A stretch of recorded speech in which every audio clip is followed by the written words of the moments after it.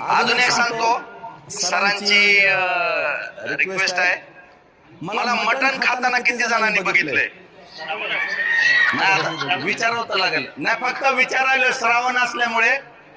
म्हणजे तुम्ही, म्हणजे सांगायचं तात्पर्य असं की तुम्ही होता होईल तेवढं, आता काही खरपडे बी दिसायले ते 20-30 किलोच्या मधले, तर एक लक्षात ठेवा, जर माझी महिन्याचा हिशोब लावला तर 20 किलो मटण तर मला असंच लागतंय महिन्यामध्ये.